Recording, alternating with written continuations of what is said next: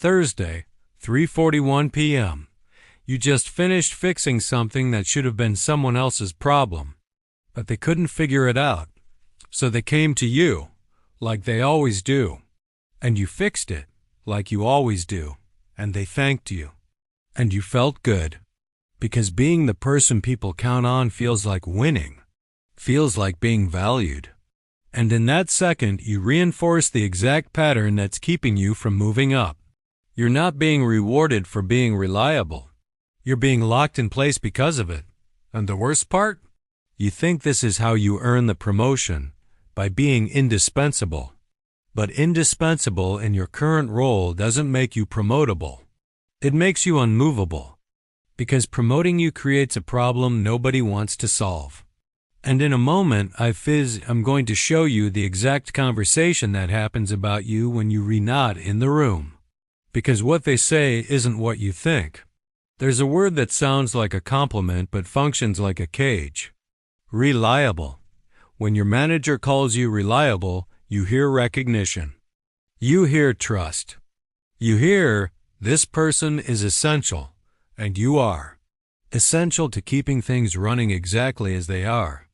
Not essential to the future, essential to the present. And the present doesn't promote, it maintains. Being essential where you are is the opposite of being ready for where you want to be. 6 months ago, someone got promoted. Not you. Someone who delivered less. Someone who needed help more often. Someone you helped. And you looked at that and thought it was a mistake. Thought they missed something. But they didn't miss anything. They saw exactly what they needed to see. That person had problems. Visible problems. Problems that required management attention. And managing problems looks like leadership. Solving them quietly looks like maintenance. You solve too well, they manage too visibly, and visibility won. Now think, when was the last time your manager had to check on your work? Because if the answer is never, you're not on their radar.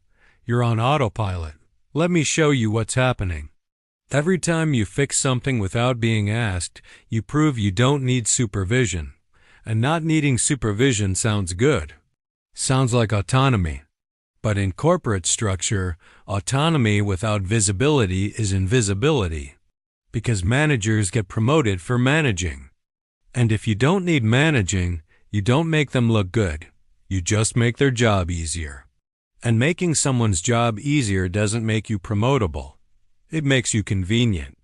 Now look at what happened to the person who struggles more than you. They need guidance. They ask questions.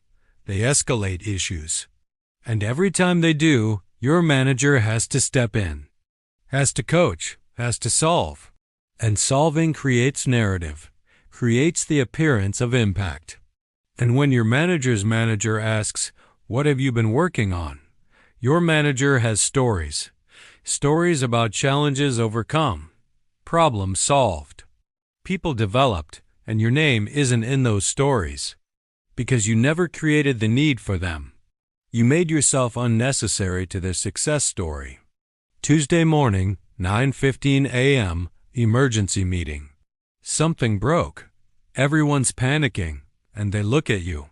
Because they know you'll fix it, and you do. By lunch, it's handled. Crisis averted. Everyone moves on. And you wait for someone to acknowledge it. Maybe in the next meeting. Maybe in your review. But nobody does. Because fixing things is what you do, it's expected. And meeting expectations doesn't create recognition. It creates dependency. You're not the hero of that story. You're the infrastructure. There's a meeting that happened last month. You weren't invited. They discussed promotions. Your name came up. And someone said, "They're doing great where they are." And everyone agreed.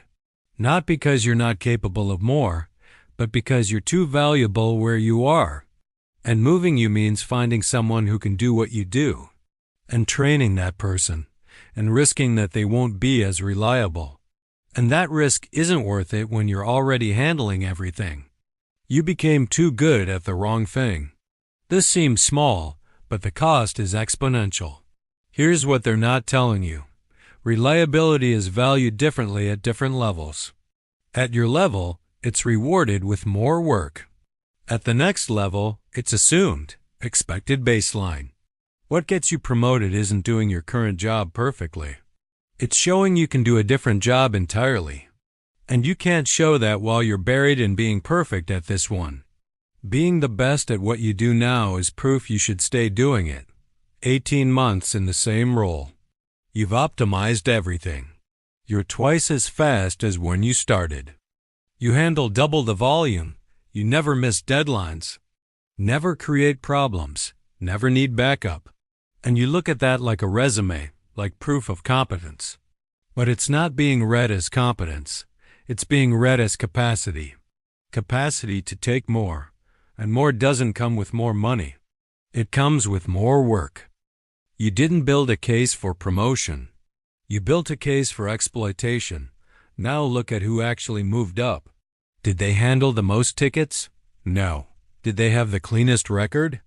No. Did they work the longest hours? No. They did something you didn't. They made their work visible. They didn't just solve problems. They documented them. They didn't just deliver results. They presented them. They didn't just help people. They made sure the right people knew they helped. You optimized for output. They optimized for optics. And optics promotes. Friday afternoon. You're training someone new. Again, third person this year. Because people keep leaving your department, and you keep staying.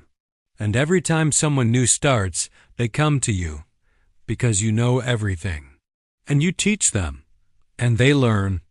And eventually, some of them get promoted, past you. And you look at that and think, I taught them everything they know. And you did. But teaching isn't leading. And leading is what promotes.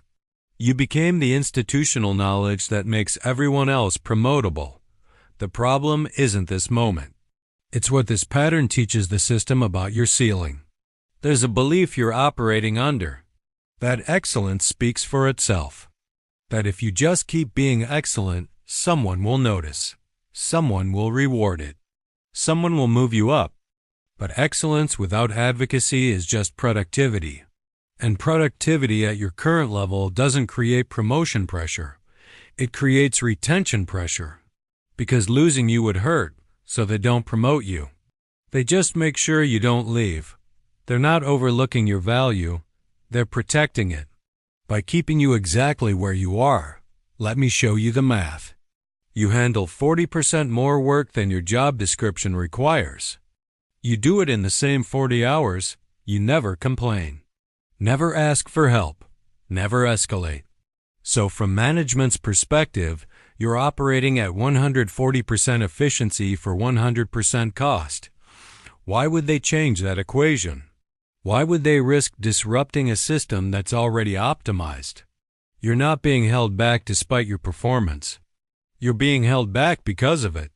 Now think about the last time you said no. Not, I'm too busy. Not, can this wait? Actually said, that's not my responsibility. When was it? Because if you can't remember, you've trained everyone around you that your workload is infinite, that your boundaries are negotiable, that your job description is a suggestion. And once that's established, asking for a promotion feels contradictory. How can you take on more responsibility when you're already doing more than required? You proved you'll do more for the same. So why would they offer you more for more? Now ask yourself, if you stop being reliable tomorrow, would they promote you to keep you?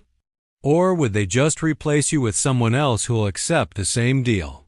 Saturday, 10:52 a.m., you're working. Not because there's an emergency, because you're behind. Behind on things that aren't even your job. Things you said yes to because saying no felt wrong. And while you're catching up on someone else's work, the person who got promoted last month is at brunch. Not thinking about work, not available, not reliable. And that unavailability didn't hurt them. It helped them. Because it forced other people to solve things without them. Which proved those people didn't need them. Which proved they were ready for the next level. Your availability proved you're needed here. Their unavailability proved they're ready for there. There's a phrase your manager used in your last review. You're the backbone of this team, and you smiled. Because it sounded important, sounded valuable. But backbone isn't a leadership position. Backbone is structural.